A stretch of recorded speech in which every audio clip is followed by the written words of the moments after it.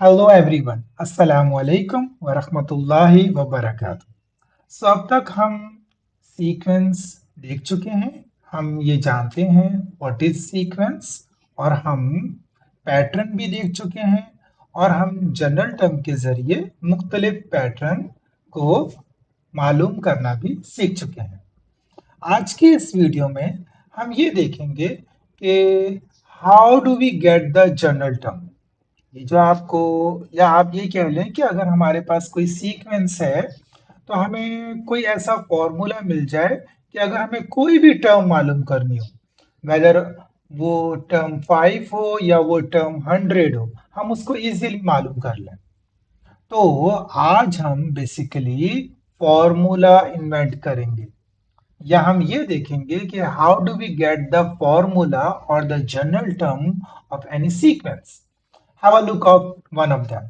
अब देखिए, आपको एक सीक्वेंस नजर आ रही है, 1 3 6 10 15। सबसे पहले आप देखिए कि इसमें क्या पैटर्न है। अगर आप गौर करें तो हर नेक्स्ट टर्म में 2 3 4 5 यानी कि सिंपल नंबर्स ऐड होते जा रहे हैं। It start with 2, then 3, then 4 and then 5। Now it is difficult. अब देखिए, ये प्रॉब्लम है।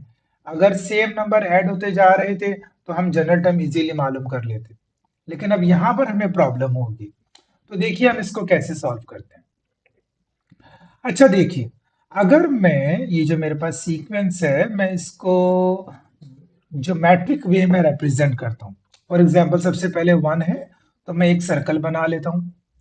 अब मेरे पास 3 है, इट्स मीन 3 सर्कल्स। अब मेरे पास 6 है, इट्स मीन 6 सर्कल्स। फिर उसके बाद 10 है, मीन 10 सर्कल्स। और देखिए मैंने इसको खास तरीके से अरेंज किया है कि ये एक ट्राइंगल बन रहा है, अगर आप नोटिस करें तो। एंड सेम एज विथ 15, तो यहां पर 15 सर्कल्स हैं। अब देखिए मैं यहां पे क्या मालूम करने जा रहा हूं। बेसिकली अगर आप गौर से देखिए, so this is actually called a geometric sequence. और मैं इस ज्योमेट्रिक शेप की मदद से या ज्योमेट्रिक फॉर्मूलाज की मदद से इसकी जनरल टर्म मालूम करूंगा। अच्छा जी, and this special sequence is called triangular sequence. 1 3 6 10 15 and so on. Why? Because it makes a triangle. अगर आप उसे ज्योमेट्रिकली देखें तो वो एक ट्राइंगल बना रही होती है। अच्छा जी, अब जरा इस सीक्वेंस को मैं एक नजर और देखता हूँ। सबसे पहले तो 1 है, उसके बाद 3। I can write 3 as 1 plus 2। Now 6, I can write 1 plus 2 plus 3 and then so on. तो अगर आप गौर से देखिए कि यहाँ पर बेसिकली सम ऑफ नंबर्स है, यानी कि जो इसकी nth टर्म होगी it would be 1 plus 2 plus 3 plus 4 plus 5 plus and so on. और मुझे ये फॉर्मूला मालूम करना है, यानी कि मुझे मालूम करना है कि what would be n here. Okay, have a look here. अगर मैं ये जो मेरे पास ट्राइंगुलर सीक्वेंस, ट्राइंगल की शेप है, अगर मैं इसको राइट ट्राइंगल में अरेंज करूं। अच्छा, सबसे पहले तो ये देखिए कि इसकी जरूरत क्या है मुझे। तो सबसे पहले अगर मेरे पास फिफ्थ टर्म है विच इज T5, लेकिन अगर मुझे मालूम करनी हो T15, अब आई नो कि उसकी शेप ट्राइंगल जैसी होगी, लेकिन नंबर कौन सा होगा ये तो नहीं पता। Let's see. इसका मतलब मुझे कोई जनरल फॉर्मूला चाहिए, या मुझे एन चाहिए जिसकी मदद से मुझे मालूम हो जाए कि कितने, क्या सम ऑफ नंबर्स क्या होगा T15 में। इतना तो मुझे पता है कि 15, 1 से लेके 15 तक नंबर्स प्लस होंगे, लेकिन इस तरह प्लस करना तो बहुत टाइम लग जाएगा। कोई एक फॉर्मूला हम इसमें देख लेते हैं। अच्छा, अब मैंने इसको देखिए, मैंने इसको ट्राइंगल, राइट ट्राइंगल में इन सर्कल्स को अरेंज किया है। और अगर मैं इसकी सैमेट्रिकल कॉपी बनाऊं ऊपर, so it will make a rectangle. अब आपको रेक्टेंगल का फॉर्मूला तो पता है, अगर हम उसका एरिया मालूम करना हो, सिंपली लेंथ इनटू ब्रेथ। तो अगर आप ये देखिए, मैं लेंथ को यहाँ पे रेड कलर से शो कर रहा हूँ। तो लेंथ अगर आप नोटिस करें कि 1 2 3 4 इंक्रीज होती जा रही है +1 करके। सो क्या मैं लेंथ 1 2 3 4 एंड देन 5, तो क्या मैं उसको n लिख सकता हूँ? अगर फर्स्ट टर्म है तो लेंथ 1, सेकंड टर्म है तो लेंथ 2, थर्ड टर्म है तो length 3 and then so on. और अब उसके बाद आप ब्रेथ देखिए, तो ब्रेथ फर्स्ट टर्म में 2 है, सेकंड टर्म में 3 है, थर्ड टर्म में 4 है, फिफ्थ टर्म में 5 है। Mean I can write breadth as n+1, और दोनों को मल्टीप्लाई करूंगा तो मेरे पास किसी भी रेक्टेंगल का एरिया आ जाएगा। ओके, लेकिन ये मेरे पास राइट एंगल ट्राइंगल था, so I will divide it by 2। This is basically the formula of a area of triangle. This is my general term to find any term of this triangular sequence. Have a look. अब देखिए, इसका मतलब अगर मुझे T15 मालूम करना है तो मैं n की जगह 15 लिखूंगा, यानी कि 15th टर्म मालूम करनी है। I am gonna right the 15 and my answer will be 120। इसका मतलब अगर मैं 1 से लेकर 15 तक नंबर प्लस करूंगा, so my sum will be equal to 120। कैसा लगा आपको ये? क्या ये मैजिक नहीं है? हम्म, ये तो हमारे लिए बहुत आसानी हो गई। इसका मतलब अगर कोई आपको ये कहे कि बताइए अगर आपको 1 से लेके 99 तक नंबर प्लस करना है, इवन दैट अगर आप कैलकुलेटर से भी कर रहे हैं तो आपको टाइम लगेगा, but with the help of this formula it is very easy. Okay, now let's move to another sequence, which is basically 1 4 9 16 25 and so on। क्या आपको खास नजर आ रहा है इस सीक्वेंस में? Let's see a pattern. सबसे पहले पैटर्न देखते हैं। Okay, basically it is called a square sequence. क्यों, मैं आपको बताता हूं। सबसे पहले तो आप इसमें पैटर्न देखिए कि +3, then +5, then +7, then +9 and then so on. यानी कि ऑड नंबर्स ऐड होते जा रहे हैं। It starts with 2, starts with 3। Okay, why it is called a square sequence? Have a look. अगर मैं 1 को अगेन एक सर्कल से रिप्रेजेंट करूं, so it will be only one circle. Now 1 के बाद 4 था, तो mean there will be 4 circles. क्या शेप बन रही है, नोटिस करें।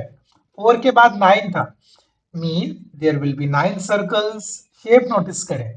9 के बाद 16 था, शेप नोटिस करें। 16 के बाद 25 था, शेप नोटिस करें।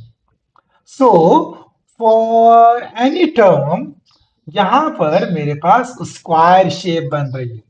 That's why it is called square sequence. अब देखिए, हम मैं अच्छा, तो one one can I write it as 1 square? Yes. और स्क्वायर का फॉर्मूला क्या होता है? Length into breadth. लेंथ और ब्रेथ सेम होती है, तो n by n, n square. तो फर्स्ट टर्म के लिए it would be 1 square, second term 2 square, third term 3 square, fourth term 4 square and then fifth term 5 square which is equal to 25। It's mean what would be my an? What would be my general term here? It is very very simple. अगर आप notice करें, it would be simply n square.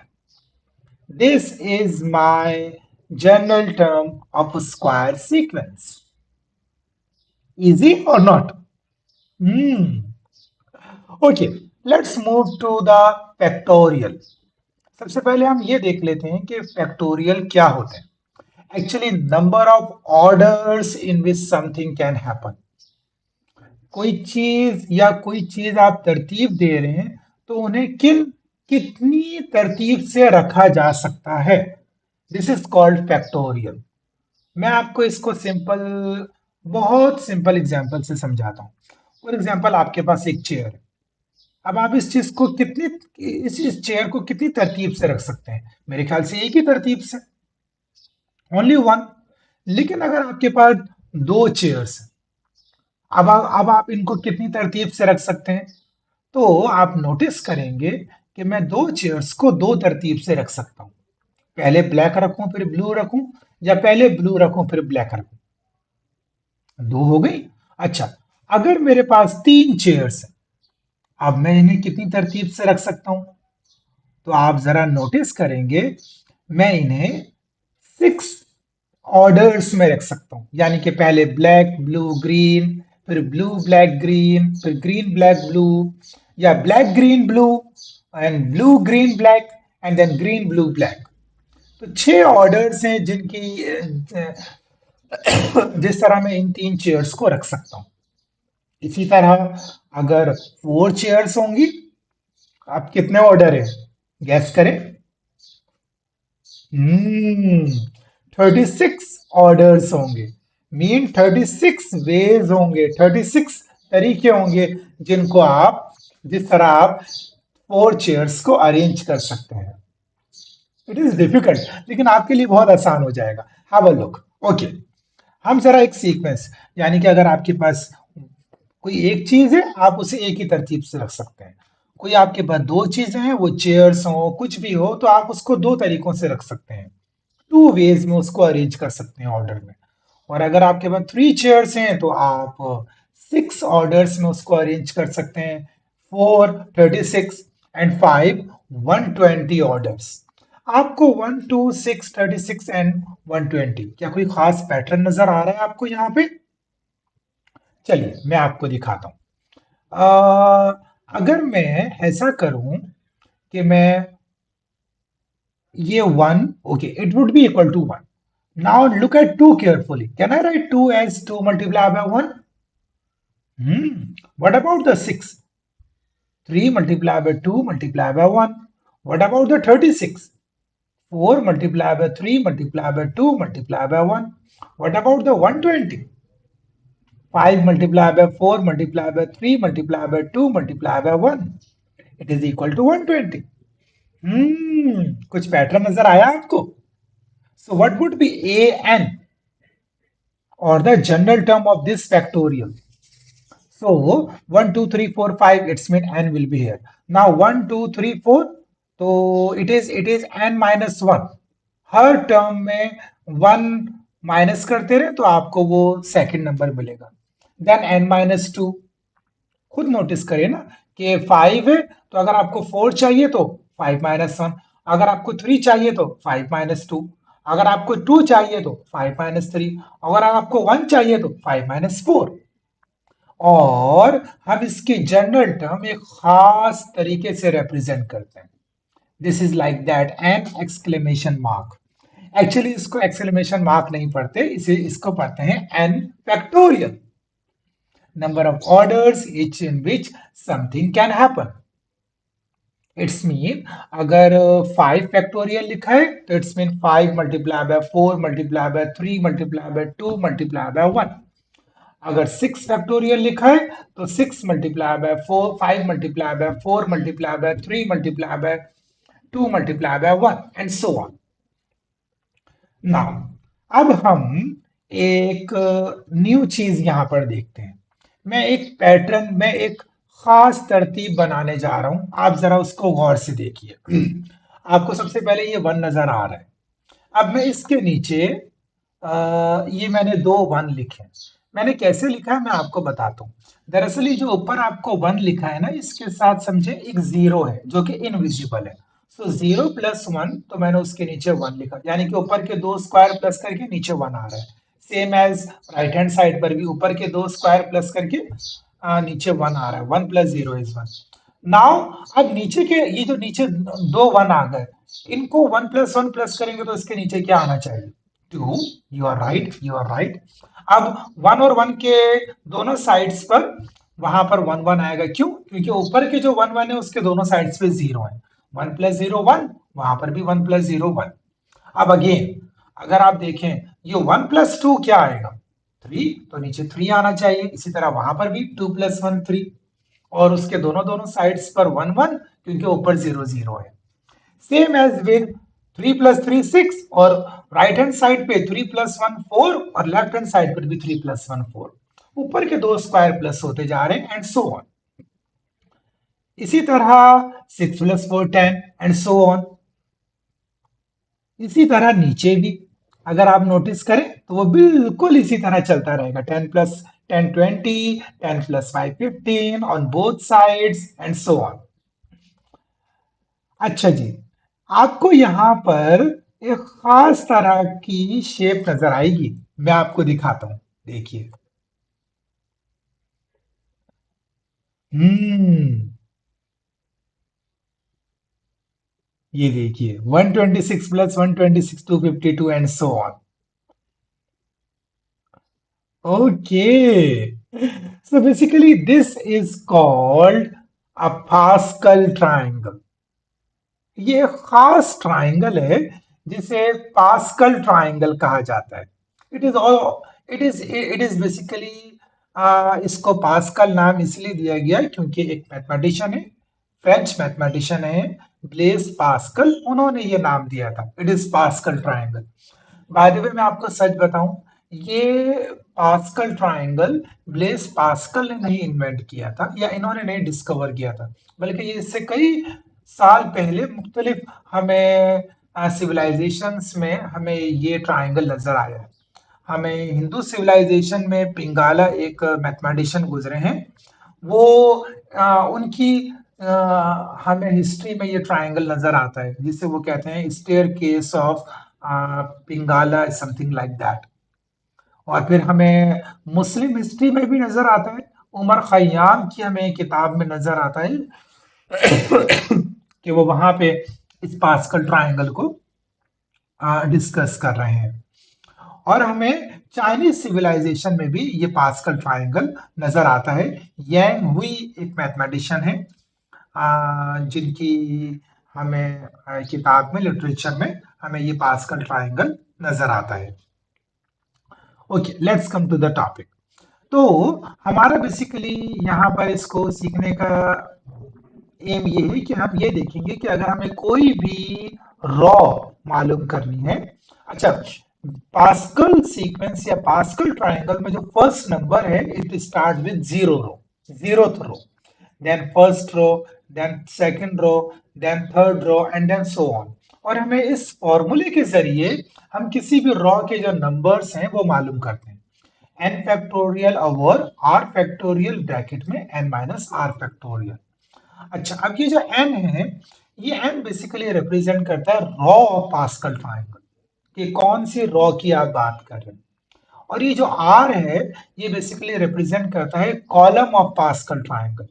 और देखिए, अगर for example second row है, तो second row में 3 columns हैं, 1 2 1। तो फर्स्ट कॉलम में 1 है, सेकंड कॉलम में 2 है और थर्ड कॉलम में 2 है। तो R basically represent the column of pascal triangle and it starts with 0 1 2 3 and so on. Now अब हम जरा, मैं आपको ये पूरी चीजें से समझाता हूँ एक सवाल के जरिए। फॉर एग्जाम्पल, हमारे पास एक क्वेश्चन है, आपके पास क्वेश्चन आता है, find the pascal sequence when n equals 4। It's mean raw 4। Raw 4 कौन सी होगी? That one.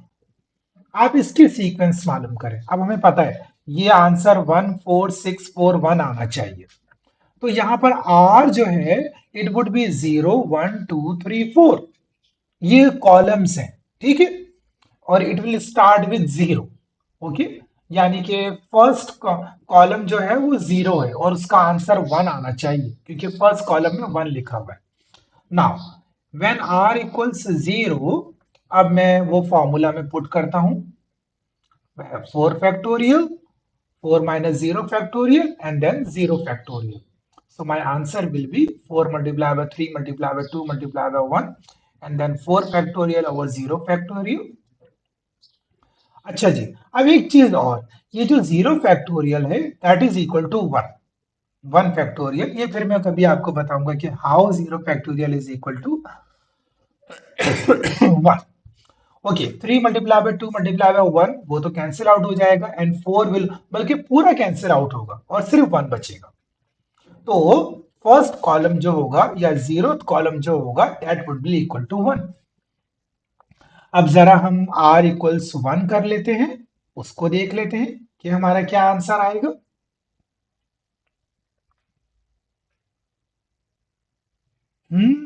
It is equal to 4।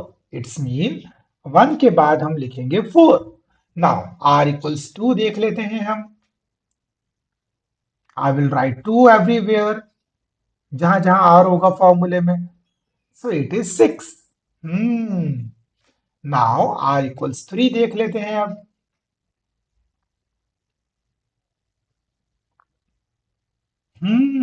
Because 4 into 3 12। Not 4 into 3 12, actually 3 factorial और 3 factorial will be cancel out, 4 बच जाएगा। नाउ 4 factorial, तो 1 over 0 factorial and 0 factorial is equal to 1. So my answer will be 1. So my answer is 1 4 6 4 1।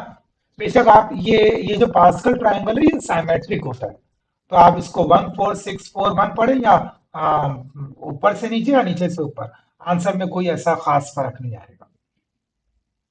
This is about the Pascal triangle and this is the way we solve a problem.